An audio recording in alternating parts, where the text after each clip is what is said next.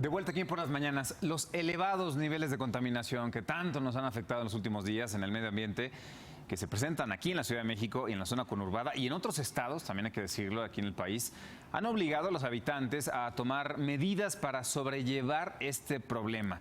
Agradecemos muchísimo que esté aquí en el estudio la presencia del doctor Sergio Zúñiga Sánchez para platicar de esto, recomendaciones, qué hacer en estos días de contingencia, cuando se presenta y cómo prevenir enfermedades. Doctor, qué gusto que esté con nosotros. Bienvenido. Muy buen día, gracias. Bienvenido, doctor. Muchas gracias, Sofi.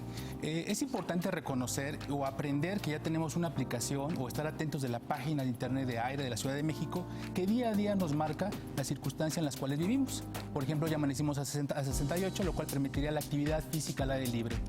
¿Qué puntos son los importantes a considerar cuando estamos expuestos al aire atmosférico, es decir, a respirar partículas, ya sea 10, 2.5, ozono, monóxido, es decir, todos los elementos que existen? Contaminantes. Contaminantes. Es cuando se presenta una respiración forzada. Es decir, si se fijan en todas las recomendaciones que se han dado, se ha hablado mucho de la respiración forzada. Es decir, qué condiciones llevan a respirar de manera profunda.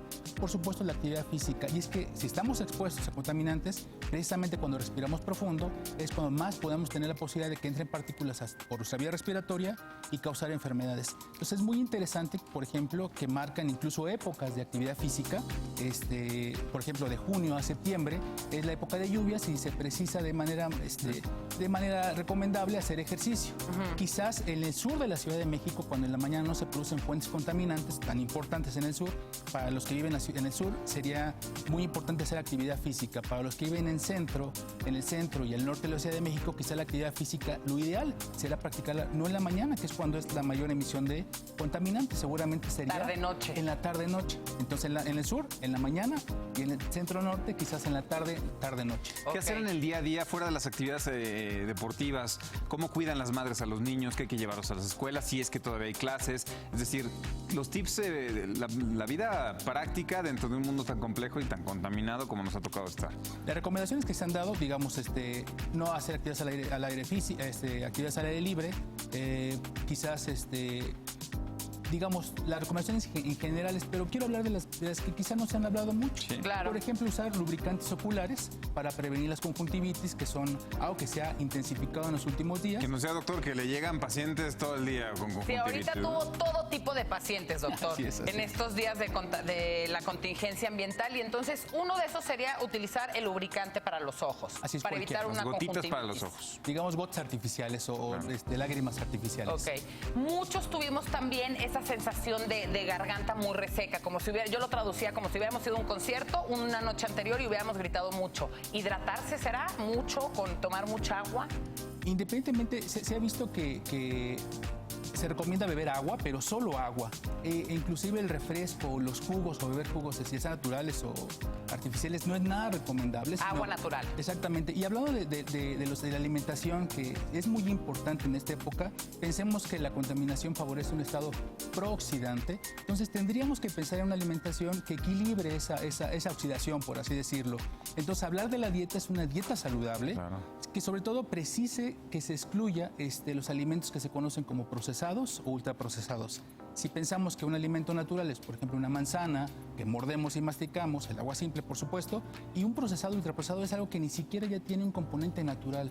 Digamos, la comida chatarra, todo lo que Claro. viene embolsado, por ejemplo. Entonces, consumir muchos antioxidantes también, principalmente tener una dieta fuerte en antioxidantes. Y por ahí, doctor, había leído que recomendaban también tener plantas dentro del interior de la casa porque ellas mismas ayudan al hacer la fotosíntesis, tenerlas cerca de la luz natural, porque al hacer la fotosíntesis están liberando también oxígeno y están limpiando la zona. Decía que una planta pequeña como estas julianas, que no se necesita tanto cuidado, puede limpiar cerca de 100 metros cuadrados. Entonces, pues creo que también echarle la manita también adentro, una manita extra, decora y limpia el ambiente, pues qué mejor, ¿no? Así es, no está por demás. Hay que recordar que la población vulnerable, tanto los niños como los adultos mayores, son los que siempre están en riesgo, pero no hay que olvidar la población más susceptible, es decir, las que tienen comorbilidades. Por ejemplo, un paciente que vive con diabetes, Claro. un paciente hipertenso, que ciertamente... Pacientes con asma. Por supuesto. Hay estudios muy recientes recientes que hablan de las partículas 2.5 y su asociación, por ejemplo, con agravamiento, crisis epiléptica, por ejemplo.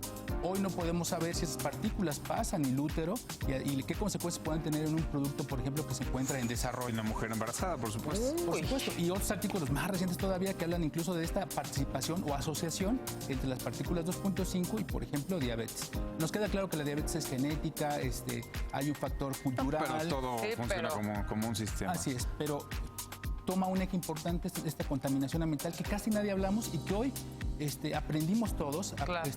porque puede ser generada por múltiples causas, pero bueno, tenemos que estar pendientes. A tomar Súper precauciones interesante. entonces. Doctor Sergio Zúñiga, qué gusto que haya estado con nosotros. Lo esperamos para pronto. seguir platicando Claro este que tema. sí. Muchas gracias. Muchas gracias, doctor. Gracias.